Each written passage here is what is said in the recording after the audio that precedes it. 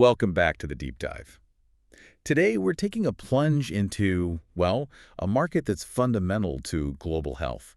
But it also offers this surprisingly rich picture of economic and social trends. That's right. We're talking about the blood pressure monitoring and testing market. Uh-huh. Our mission today, really, is to cut through the raw data, pull out the most compelling insights from the latest market forecasts. Yeah, make sense of the numbers. Exactly. We're using Cognitive Market Research's Global Blood Pressure Monitoring Market Forecast 2021-2033 as our guide here. A solid source. And as you listen, I want you to think about how something, seemingly straightforward, like blood pressure monitoring, can actually be a powerful lens. A lens to view these major global economic shifts, healthcare advances, and even how health awareness is changing. It really is fascinating. This isn't just about the nuts and bolts of medical devices, is it? Not at all. It's like a living reflection of broader global health awareness, especially around hypertension, the silent killer. And it also clearly shows the incredible speed of tech advancements. More accurate, cheaper home monitors, smart devices, telehealth. All integrated now. Exactly. And of course, those big demographic shifts, particularly aging populations worldwide. Yeah. These aren't just abstract ideas. They're the real drivers behind the numbers we're about to unpack. It gives us this dual view, health and market growth, side by side. Absolutely. And when we talk growth here, we are talking genuinely eye-opening figures. Let's start with that big global picture. So the blood pressure monitoring testing market worldwide had sales revenue of $4,560.1 million back in 2021. Okay, starting point. Now, what's this trajectory?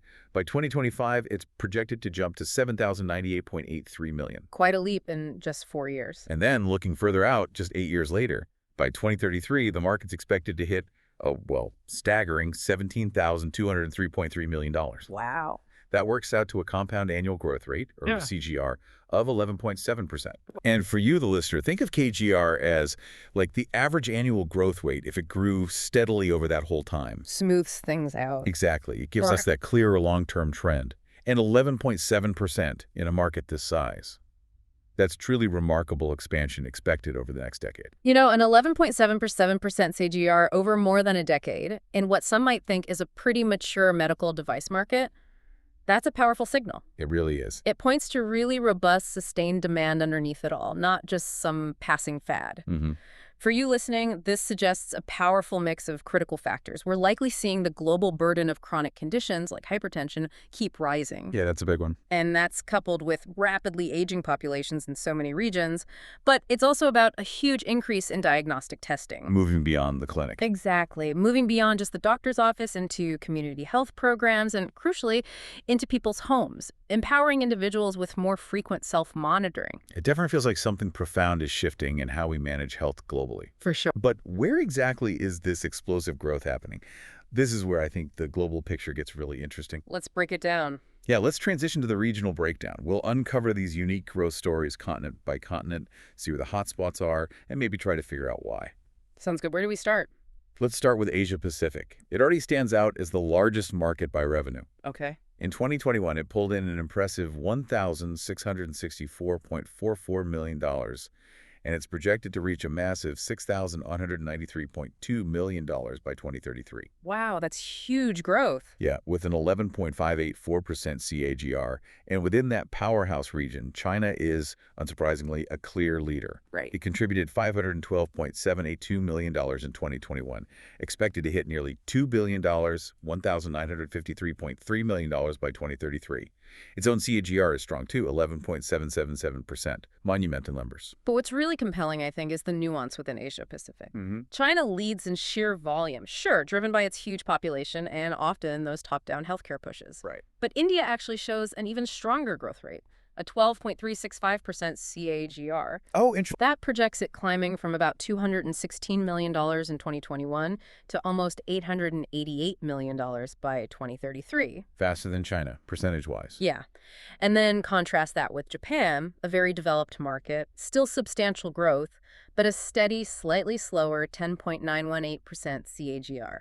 So what's driving that extra acceleration in India? Well, it really begs the question, doesn't it? What specific factors are pushing growth in diverse places like India even faster than China in percentage terms? I suspect we're seeing more than just basic device adoption there. Meaning, I mean, there seems to be a growing willingness for out-of-pocket spending on preventive health, maybe bigger uptake of digital health platforms that integrate BP monitoring easily. so a consumer shift too. Possibly. It suggests maybe a cultural shift, not just market expansion driven by need, but by a rising health-conscious middle class, perhaps. That's a really interesting angle, not just population size, but maybe different economic and cultural drivers influencing choices, Exactly. which actually leads us perfectly to Africa.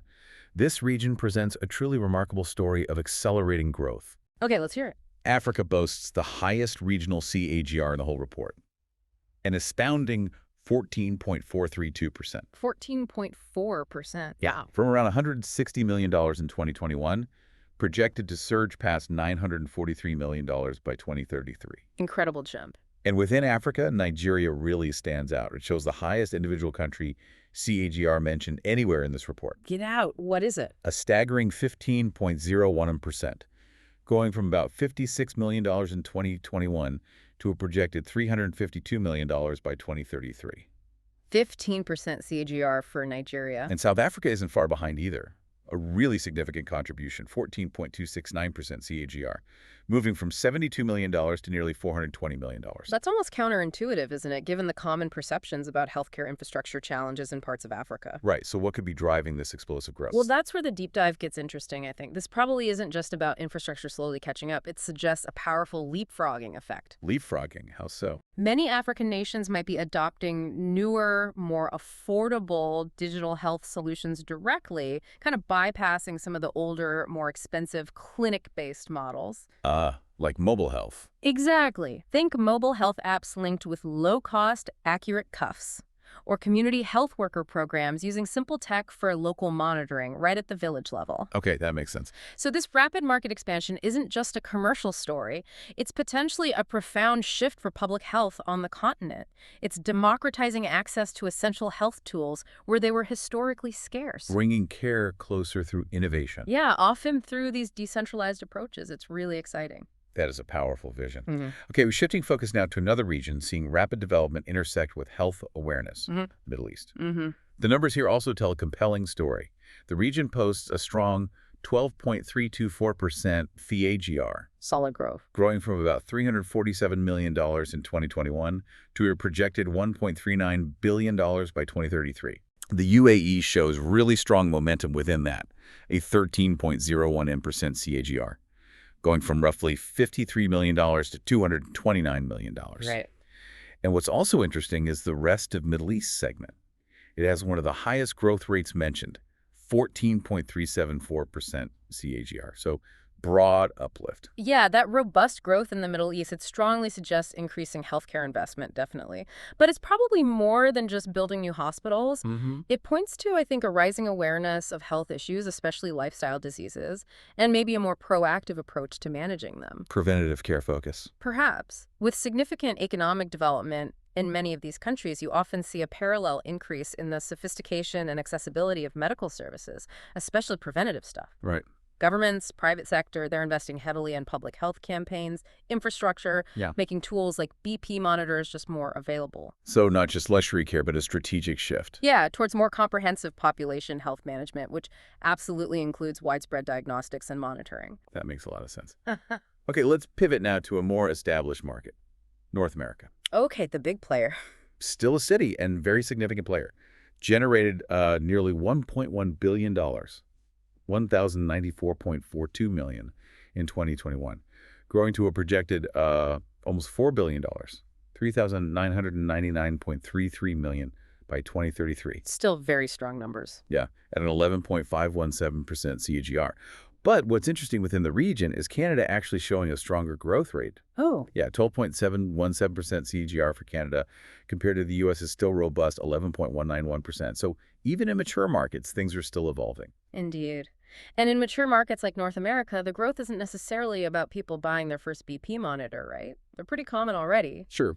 Instead, this consistent growth is likely driven by other things, like continuous tech upgrades, think smarter cuffs, app connectivity, integration with electronic health records. AI insights, maybe. Yeah, even AI-driven insights for tracking long-term trends. Plus, there's a big push for more remote patient monitoring, Right, telehealth. which empowers patients and can lower healthcare costs. And just the widespread adoption of home monitoring generally, putting health management truly in people's hands. And the Canada-US difference. Well, that Canadian uptick, it might be linked to different healthcare system dynamics, maybe greater public health initiatives focused on preventative home care, or perhaps slightly faster adoption of certain digital health solutions. Hard to say for sure, but interesting. That nuance within mature markets is Right. really insightful. Okay, next up, Europe.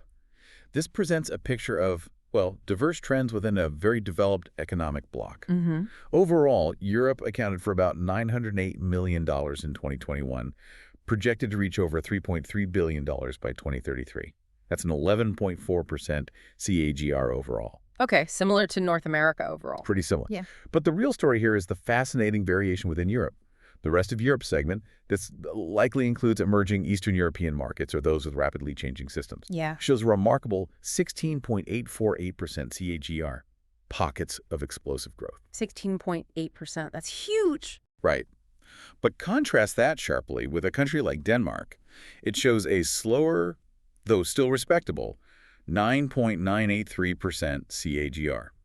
Suggests a highly saturated, stable market there. Yeah, that really makes you think, doesn't it? What specific factors lead to such big variations in growth within what seems like a pretty homogeneous economic bloc like Europe? Exactly. It could be anything from different healthcare policies, reimbursement structures across countries, varying levels of public health education, maybe just the pace of digital health adoption is different. Could the rest of Europe be leapfrogging too?